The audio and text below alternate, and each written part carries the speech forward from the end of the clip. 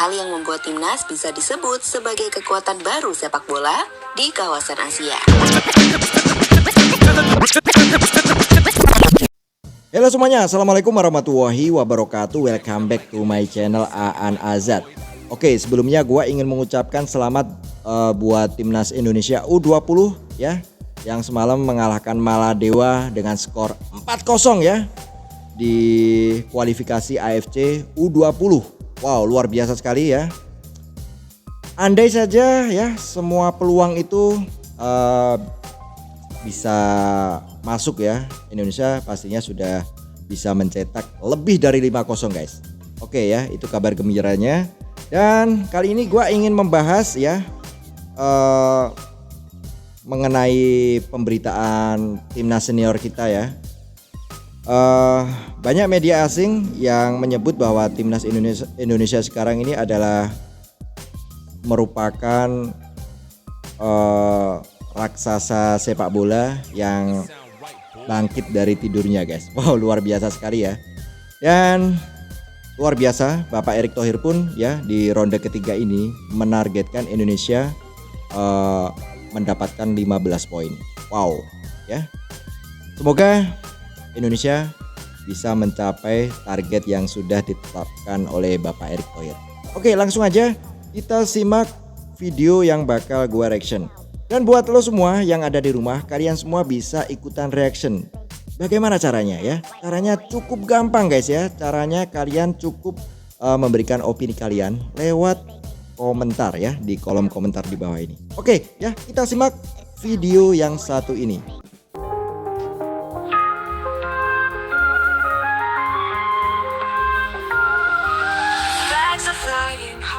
Beberapa tahun lalu, kita mungkin akan mengatakan mustahil bagi Indonesia untuk bersaing di level Asia, apalagi untuk bisa lolos ke ajang Piala Dunia. Namun usai laga kontra Arab Saudi, pelatih timnas Indonesia Shin Tae-yong mengatakan kepada media secara terbuka, jika Indonesia sekarang telah berbeda dari Indonesia yang dulu. Pernyataan Coach Shin tersebut tentu menarik. Kenapa ia mengatakan timnas sudah berbeda? Hal yang sebenarnya juga sudah disampaikan oleh mantan pelatih Filipina jika Indonesia sudah berada di level yang dekat dengan Jepang dan Korea. Lantas apakah ini berarti Indonesia sudah jadi kekuatan baru sepak bola Asia? Hal itulah yang akan kita bahas di video ini teman-teman. Hal yang membuat timnas bisa disebut sebagai kekuatan baru sepak bola di kawasan Asia. Wow ya, mantap ya, kekuatan baru di Asia. Ya, gak salah gua bilang tadi, Indonesia salah satu raksasa yang bangkit dari tidurnya guys.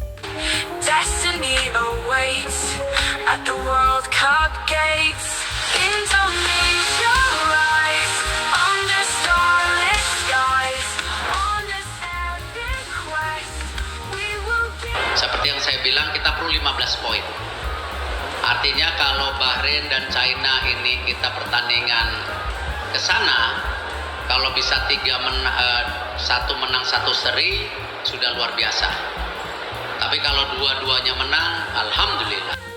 Dengerin deh apa yang disampaikan Pak Erick Thohir di video tadi.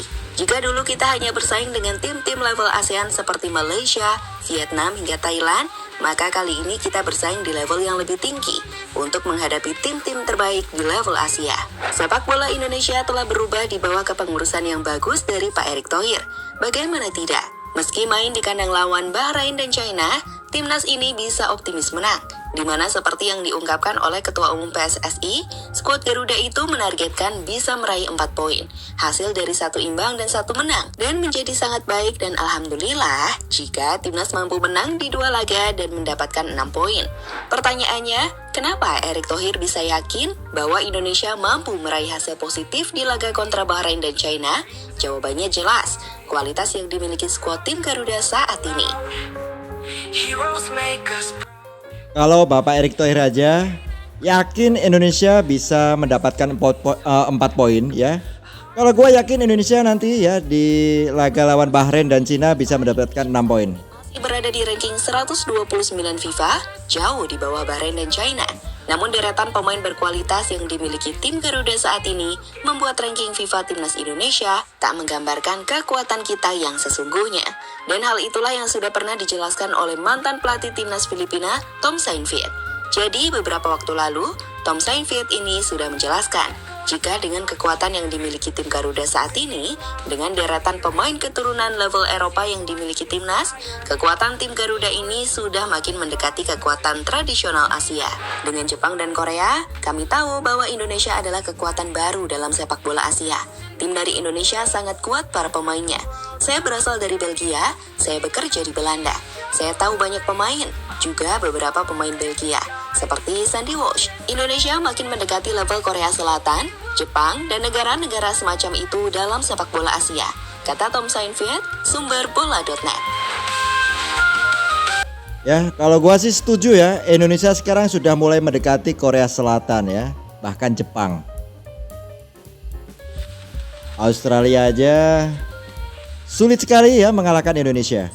Tom, sorotan soal Indonesia sebagai kekuatan baru sepak bola Asia sendiri sejatinya sudah dilakukan media-media internasional, salah satunya ESPN.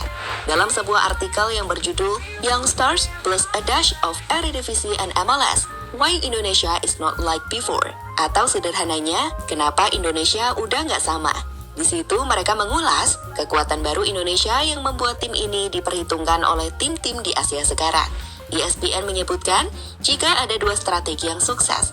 Pertama adalah strategi untuk membawa banyak pemain muda ke skuad tim utama, seperti Marcelino, Arhan, hingga Rizky Ridho. Dan yang kedua, memanfaatkan pemain diaspora secara besar-besaran, yang secara signifikan mampu mengontrol level timnas Indonesia. Hal ini digunakan bersamaan dengan pemanfaatan diaspora Indonesia secara besar-besaran di seluruh dunia. Dengan pemain-pemain seperti Martin Paes yang menyelamatkan penalti melawan Arab Saudi, Rafael Strijk, Justin Hubner, Jay Izzas, Ivar Jenner, dan Calvin Verdonk. Semuanya pemain kelahiran Belanda yang turut serta, tulis media ESPN dalam artikelnya. Wow, luar biasa sekali ya. Ini benar-benar totalitas ya Indonesia kalau menjalani program diaspora. Dan hasilnya kalian bisa lihat sendiri ya. Di pertandingan kedua Indonesia sudah mencuri poin ya dan mendapatkan 2 poin di ronde ketiga ini. Wow, gak sabar sekali guys ya lihat Indonesia lawan Bahrain dan Cina ya. Semoga Indonesia bisa mendapatkan 6 poin. Setelah melihat gimana pelatih Filipina dan media ESPN mengakui jika Indonesia sebagai kekuatan baru Asia, pertanyaannya adalah, apakah indikasi yang bisa membuat kita layak menyebut timnas Indonesia memang sudah berada di level tersebut, bersaing dengan tim top Asia? Menahan imbang Australia dan Arab. Indikasi nyata yang sudah terlihat dari argumentasi bahwa Indonesia sudah bisa dianggap sebagai kekuatan baru Asia adalah penampilan timnas saat menghadapi Arab Saudi dan juga Australia. Seperti kita tahu, selain Korea dan Jepang, Arab dan Australia adalah 2 tim terbaik di Asia saat ini. Keempat negara tersebut adalah langganan Piala Dunia. Dan dari 2 laga yang sudah dimainkan timnas di round 3 ini, timnas Indonesia berhasil menahan imbang 2 lawan kuat tersebut.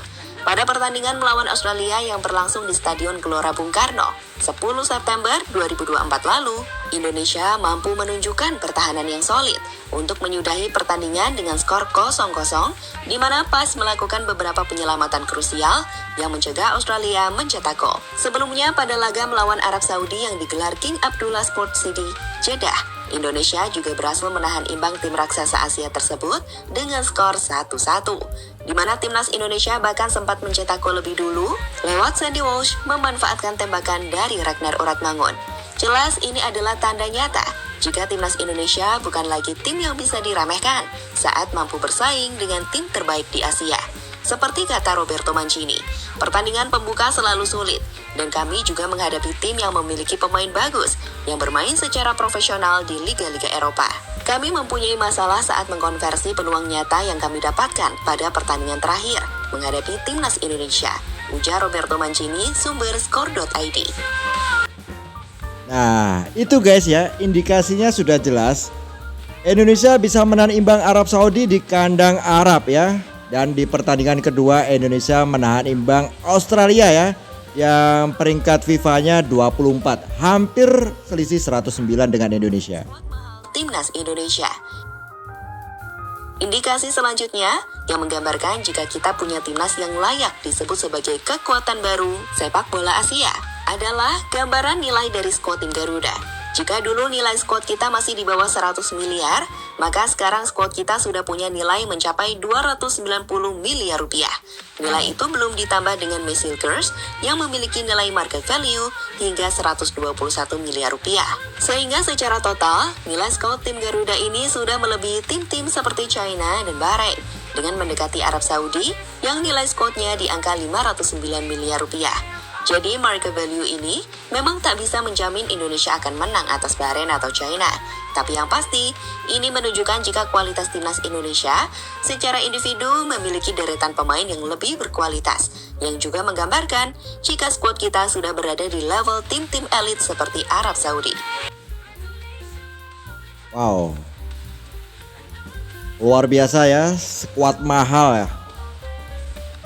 Ini padahal belum lengkap ya skuadnya.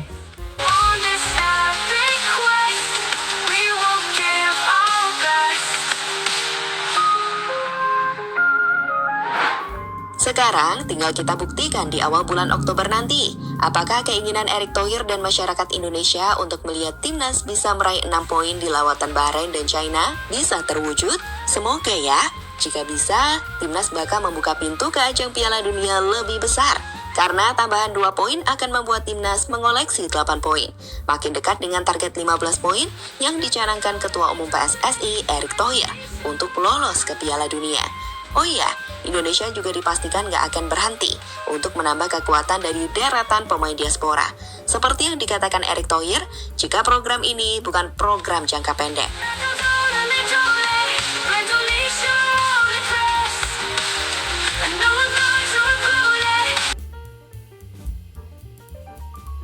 Wow, luar biasa sekali ya. Gua suka statement yang terakhir. Ini program diaspora, ini bukan program jangka pendek, jangka panjang ya.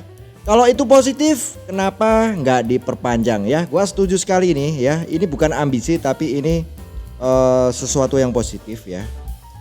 Luar biasa sekali ya. Makanya kita semua sebagai pecinta sepak bola Indonesia, terutama timnas senior Indonesia ya, kita harus dukung apapun program positif dari Bapak Erick Thohir. Wow, luar biasa sekali ya. Ini padahal skuadnya belum 100% lengkap guys ya. Indonesia udah sengeri itu ya. Apa jadinya nanti ketika Mesilgers ya, yang di pertandingan semalam ya, dini hari tadi mewakili Indonesia di FC20 ketika menahan imbang Manchester United di kandang MU ya, di Old Trafford ya. Luar biasa sekali dengan skor 1-1 ya. Wow, luar biasa sekali. Ini pemain timnas Indonesia guys ya, sejarah baru ya, main di Liga Eropa. Mantap sekali, dan lawannya legend Premier League ya, MU ya. Dan ulasannya mengenai Mesilgers ya ketika membela FC20 ketika melawan MU ada di video berikutnya. Makanya buat kalian semua yang mungkin baru menemukan channel gua lewat video reaction ini, please ya, dukung channel gua dengan cara apa? Dengan cara yang sangat mudah dan tentunya gratis ya. Cukup klik subscribe, like, dan share. Dan jangan lupa juga tekan tombol loncengnya supaya kalian semua tidak ketinggalan update terbaru dari seputar timnas Indonesia yang bakal gua reaction dan bakal gua review guys. Wow, luar biasa sekali ya. Dari target Bapak Erick Thohir di ronde ketiga ini 15 poin ya. Gua yakin kok rasanya Indonesia bakal mencapai target itu guys ya. Dengan skenario di pertandingan away nanti ya, ketika lawan Bahrain dan Cina bisa mendapatkan 6 poin. Dan ketika lawan Jepang ya, syukur-syukur Indonesia bisa menahan imbang di Stadion Gelora Bung Karno. Amin ya, nggak ada yang nggak mungkin guys ya. Wow, luar biasa sekali ya. Kita dukung terus timnas Indonesia untuk bisa tampil di Piala Dunia 2026. Amin guys. Oke ya. Sampai ketemu di video gua selanjutnya. Salam olahraga.